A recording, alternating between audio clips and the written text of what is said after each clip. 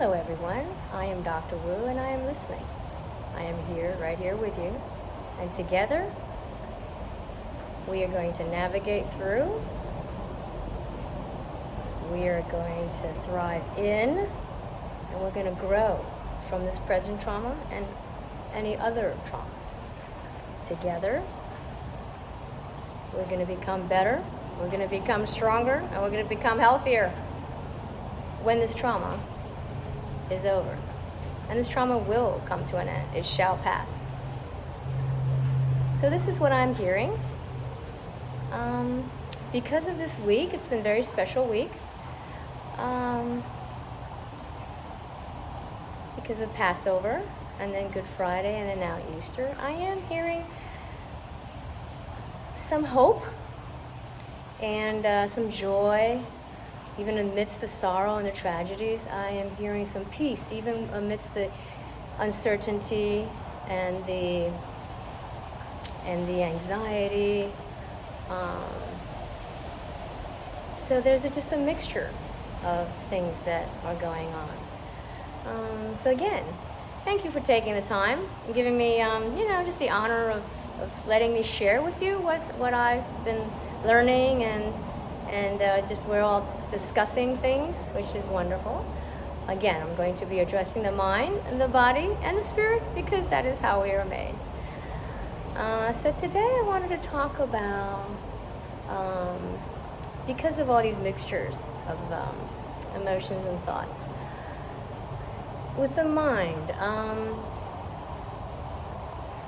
there is the concept, it comes from the logos theory, and it's from Viktor Frankl, who is a survivor of Auschwitz. He was a doctor, a psychologist, and his concept is that, and the book is the meaning of searching for the meaning. So I want to get you the right title. Sorry, Man's Search for Meaning. Is that you can assign a meaning to an event, even a horrific event like the trauma from the Holocaust, then that will help you to survive and possibly grow even from a trauma like we're having with the pandemic. So the theory is, if you can assign a meaning to your trauma, in other words, be somehow grateful for something in the trauma, then if you can be grateful for a past trauma or present trauma, or find meaning in it, that will actually instill you with faith for your present and your future. So I think this is a wonderful and practically doable endeavor. So as we're all going through this, in the 5 areas of life again, what can we think about? What possibly can I be thankful for with my health? As this pandemic is forcing me to look at my health, what are some areas that I can improve on? What are some things that have to go? Finances. Yeah, this finances I'm definitely have to revise it. But then what can I be grateful for so that I can actually make it better? Your career. Well, this is kind of a time, I don't know. Did I really like my job? Was it really like the something I'm interested in and really passionate about? Or what kind of career could I make? Or other jobs? Or what is my heart? There's a saying that I love, that the heart has no questions and that the mind has no answers. So in other words, ask yourself, your heart knows. And then the 4th one is relationships. We've talked about it. Which relationships are really, really number 1, top on the list for me with people, and I need to make sure that what can I do to improve it? Yeah. And then what other relationships, have served their season and it's all good, but, I'm not going to put that much effort into those. And then the last one, of course, is just spiritual. What is your higher power or God, right? That is, maybe there's a lesson there that you're supposed to grow in, your higher self, your purpose. And you don't want to go around the mountain again and again. You want to learn this lesson and be done with it and keep growing, right? You want to mature, right? Grow up. So those 5 areas, So what can I be grateful for? So I think it's we talked about the systems you want to change, those 5 areas, but also the system in the world, right? We talked about it. If you're a teacher, really be attuned to what is possible. Open up your mind to possibilities.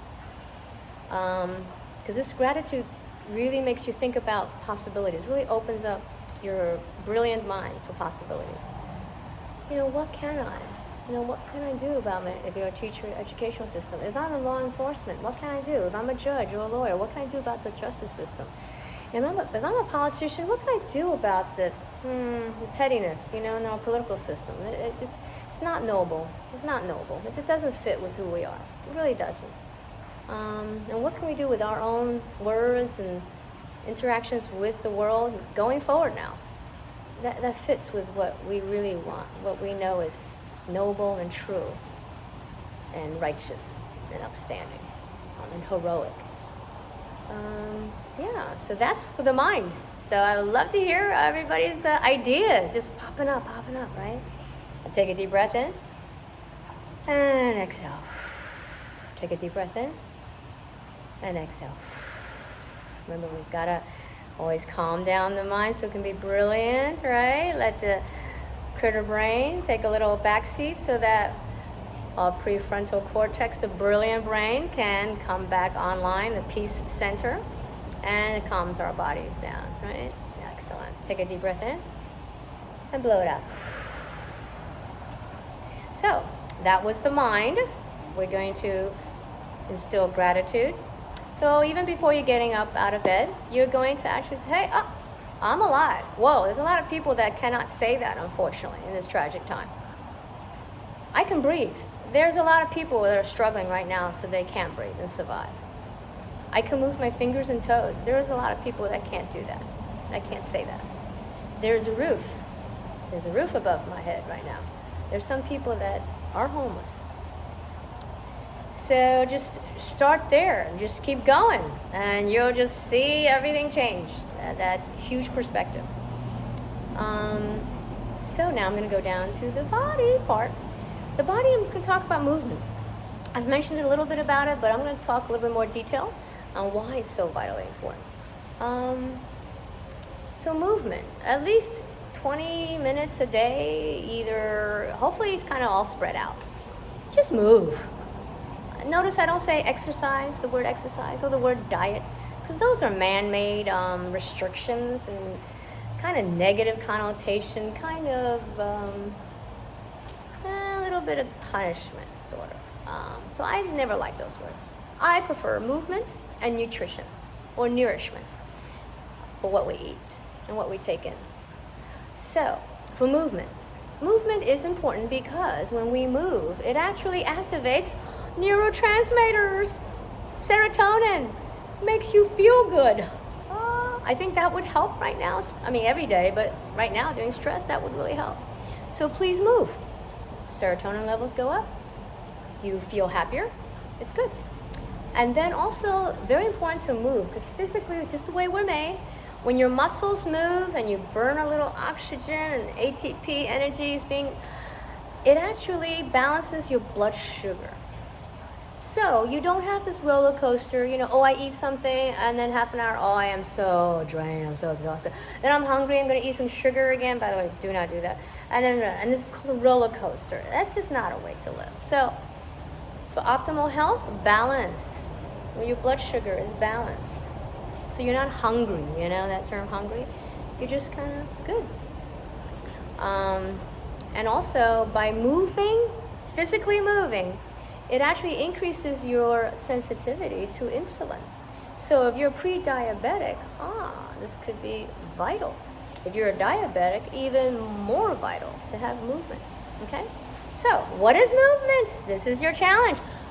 I don't want you, again, remember, the heart has no questions, and the head does not have any answers. So I want you to be aware of your body and ask, body, what would you like to do? What is the way you would like to move? Now, if you're stuck, you get stuck, you don't know, the next question to ask is, what kind of movements did you enjoy and you thought was fun when you were a child? Was it just, all of a sudden the lights kind of dim? I guess the sun is setting. Oh. So, did you like to just race down the street? Did you like to play sports? Did you like to dance like me? Oh, that's why I love Zumba. Did you like more the martial arts, Tai Chi, yoga, Taekwondo, karate, right? Surfing, outdoors, hiking, mountain climbing, endless possibilities. You can create whatever movements you want, okay? But just do what you do when you're a kid. Play hide and seek, go from there. So that is the body part, all right? That's the challenge. Do it all during the day if you can. 20 minutes at least during the day. It'll really, really help. Optimal health, right? And then now to the last one is just the spiritual. Again, I already mentioned, what is it that you feel like your higher power or God is trying to kind of grow you in, to mature us. We don't want to stay babies forever in diapers, right? We do want to grow up eventually, right? And become mature in mind, body, and spirit, right? Or soul. So yeah, with all the, Passover freedom, right? Freedom, hope, joy, new life, right? New creation, resurrection, eternal life, all these concepts that we've been really just kind of marinating or basking in this week. For me, even with the movement, something about movement. I love to, when I'm worshiping, I love to move, so I like to move. If I'm home watching something, a song, praise song, I will be dancing in the living room, right? I'm just gonna, this is what I was doing, right? You are waymaker, miracle worker, promise keeper, light in the darkness, my God, that is who you are, that is who you are, that is who you are, that is who you are. You are waymaker, miracle worker, promise keeper, light in the darkness, my God, that is who you are. That is who you are. That is who you are. That is who you are. Especially with this trauma that we're all in right now. And then this one, of course. Amazing grace, how sweet the sound that saved a wretch like me. I once was lost, but now I'm found. Was blind, but now I see.